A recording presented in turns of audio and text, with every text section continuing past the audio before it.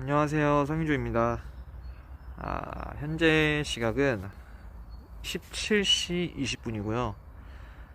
그냥 좀 여기저기 걸어 다니다가 생각을 좀 정리할 겸 돌아다니다가 이제 좀 한적한 데 와서 영상을 찍게 되었습니다. 원래는 모자도 안 쓰고 있었는데 그냥 모자 다시 쓰고 나왔고요.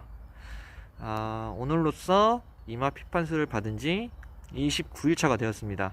내일이면 이제 딱 30일, 한 달 차네요. 아무튼 좀 이걸 다시 보여드리자면은 뭐 이제 마스크도 벗을게요. 이마 상태는 이렇고요. 뭐 이렇게 지금 햇빛이 좀 죽어서 그런지 적나라하게 보이진 않네요. 원래는 이게 빨간 선이 이렇게 쭉 그어져 있는데, 그리고 여기 부분 보시면은 좀 튀어나와 있는 것처럼 보일 거예요. 이건 이제 살이 우른 거예요. 살이 울었다.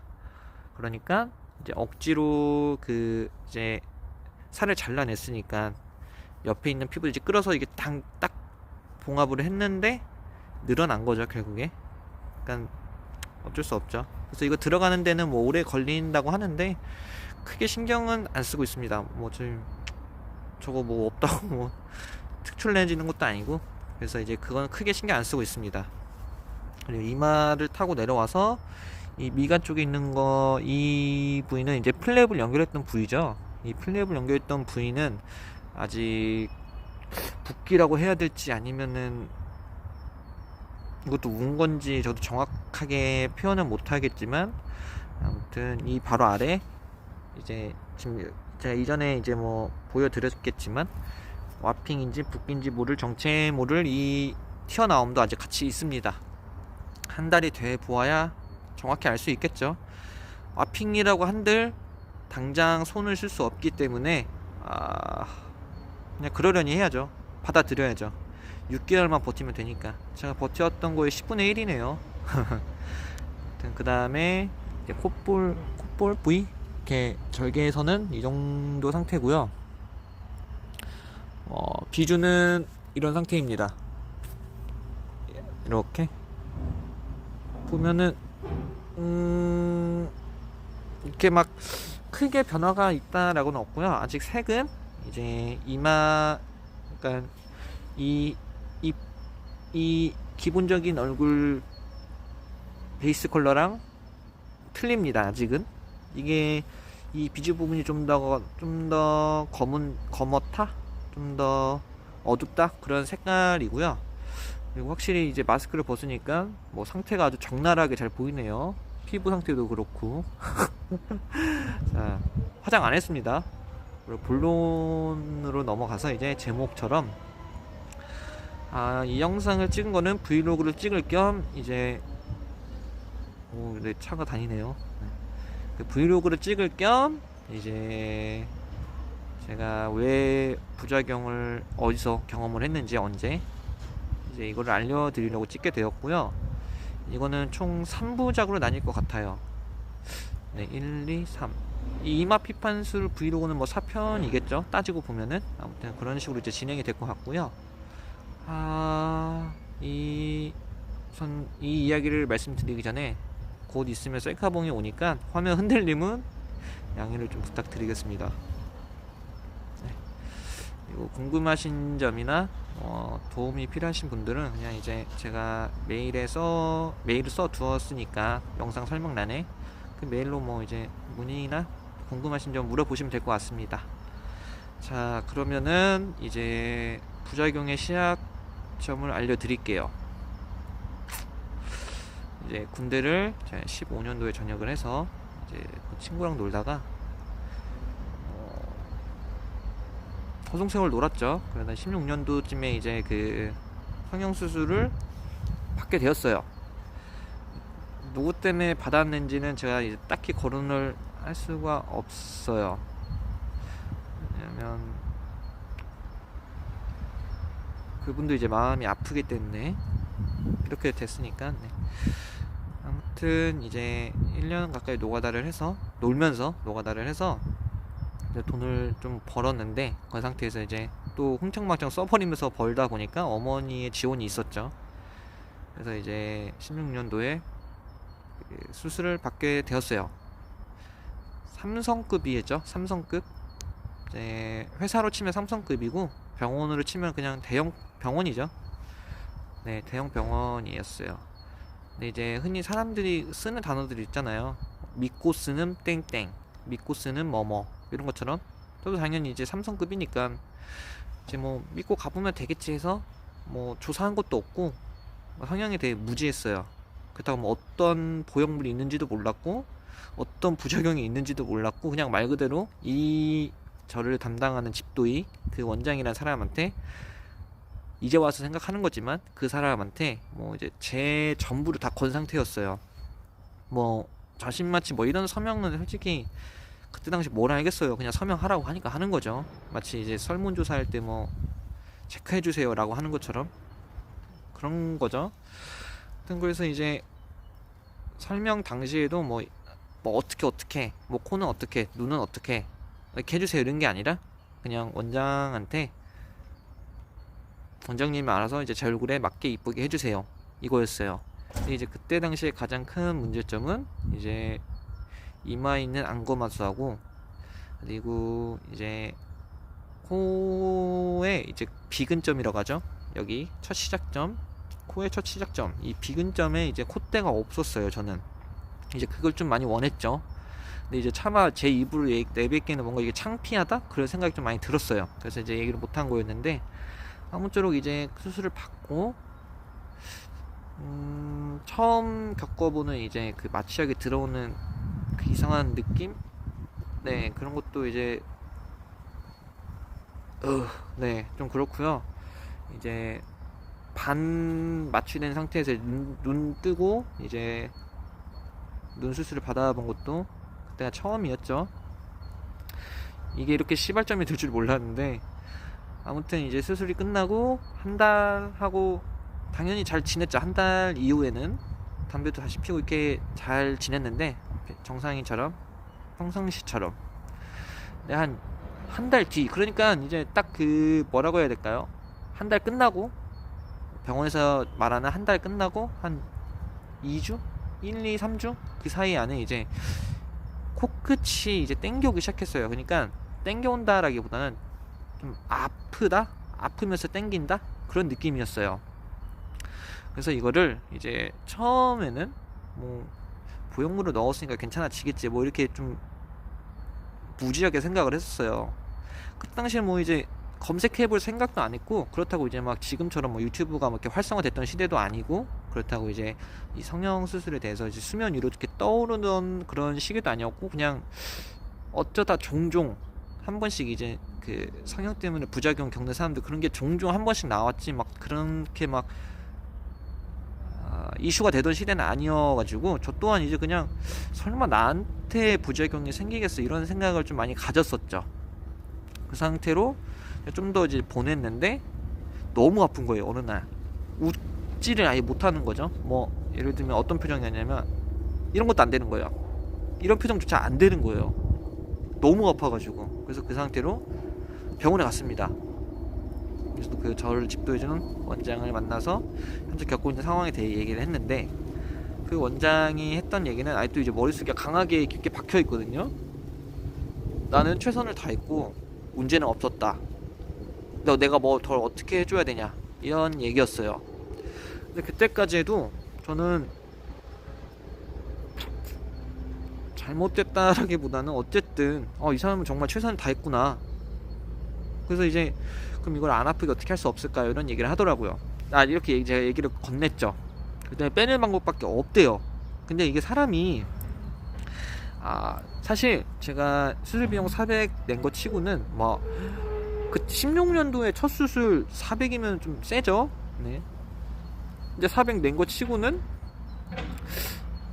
막 그렇게 이렇다 큰 변화가 없었어요. 사실 그냥 이제 막 특징이 이렇다 없다 시끄러워.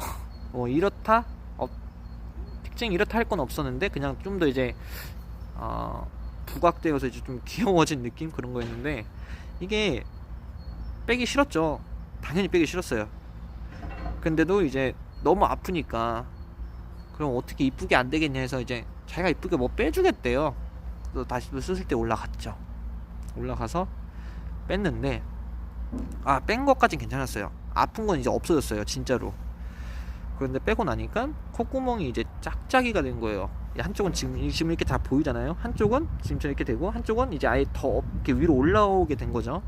이거를 말로 표현하기엔 좀 어렵긴 한데, 아무튼 이제 한쪽은 요렇게, 한쪽은 요렇게라고 해야 되나? 이제 들창코, 한쪽 콧구멍은 들창콧구멍, 한쪽 구멍은 이렇게 정상처럼 이렇게 된 거죠. 어떡해요, 자기 얼굴인데. 또 스트레스가 있는 대로 받고 이걸 어떻게 해야 되겠냐 했는데, 그 원장을 찾아가서 이제 어떻게 하냐, 이거 다시 수술 받아야 되지 않겠냐 이렇게 얘기를 했어요.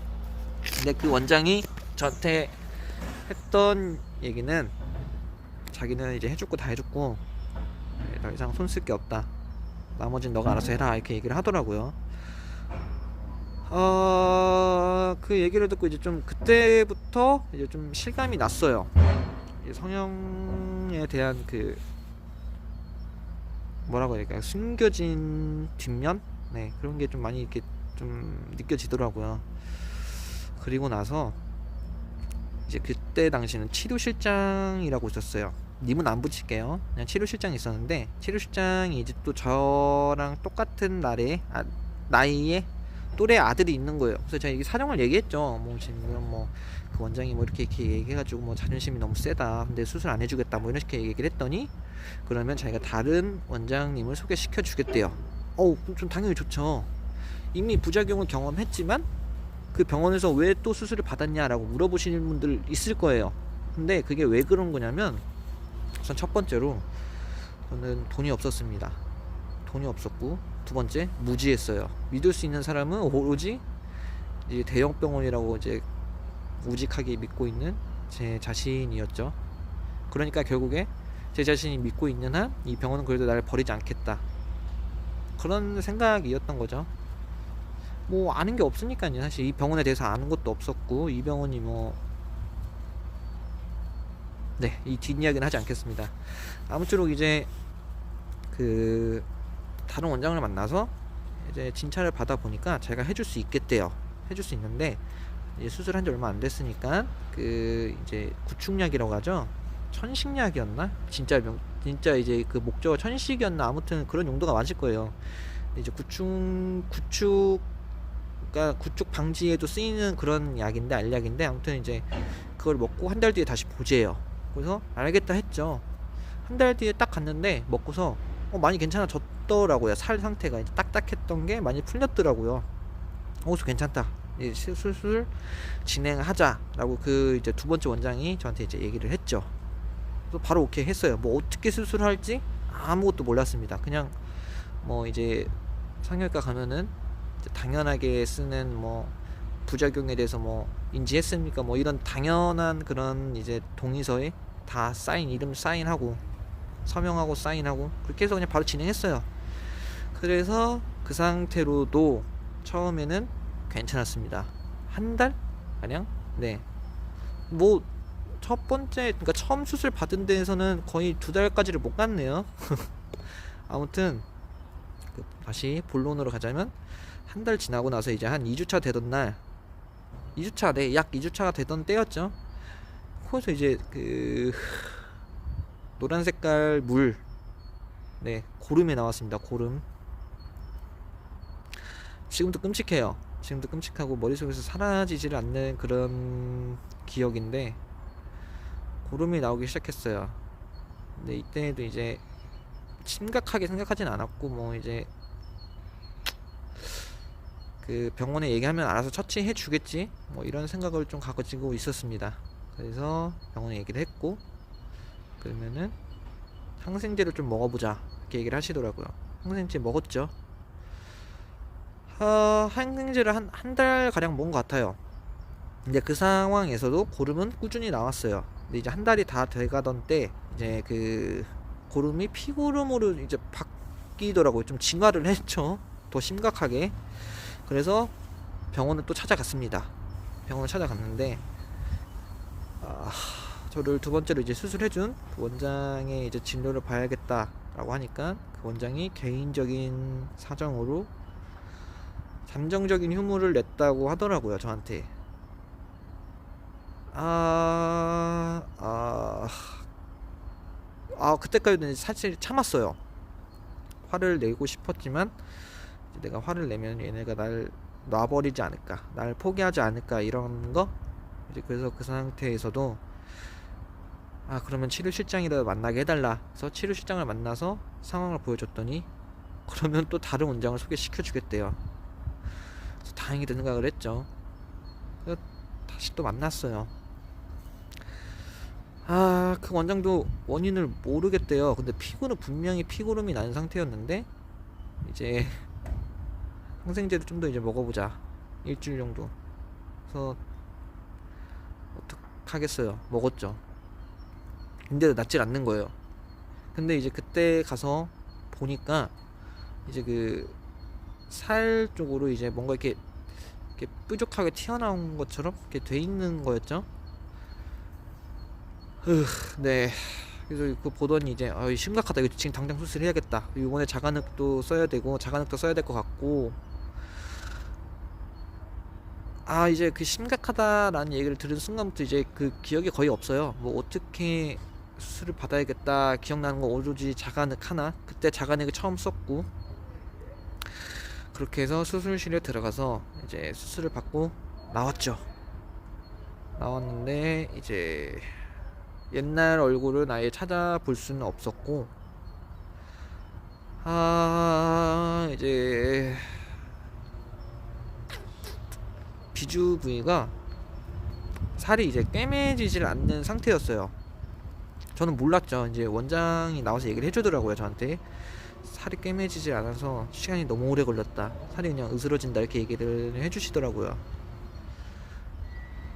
그래서 처음에는 이제 그 상태를 못 보잖아요. 거즈로 이렇게 이제 피 흐르지 말라고 이렇게 거즈로 이렇게 해놓잖아요.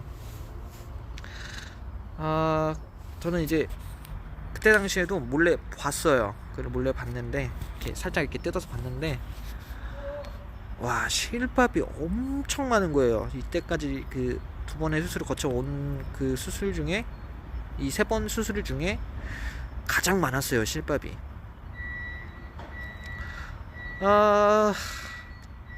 그때 이제 처음 울었죠.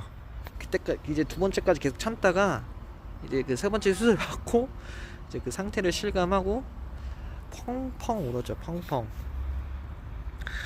근데 이제 이거를 제가 이제 사진을 보여드리고 싶은데 아직 지금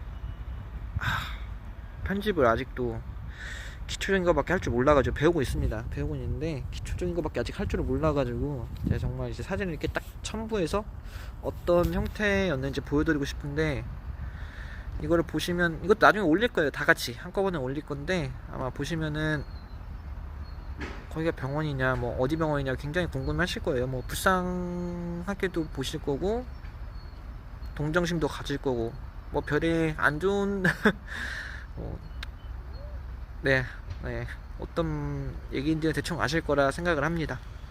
아무튼 이제 그 상태로 4년을 버티었어요.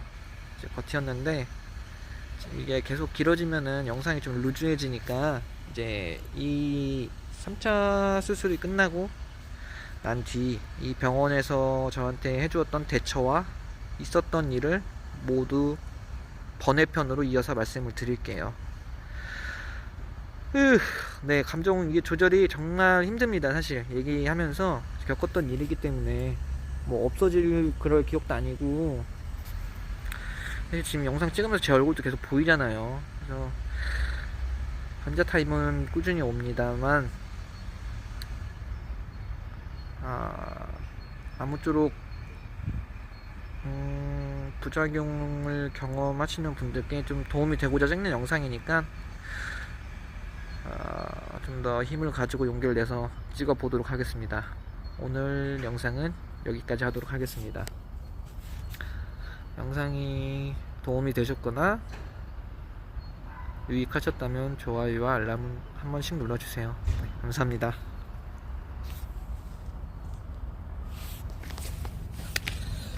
그만하고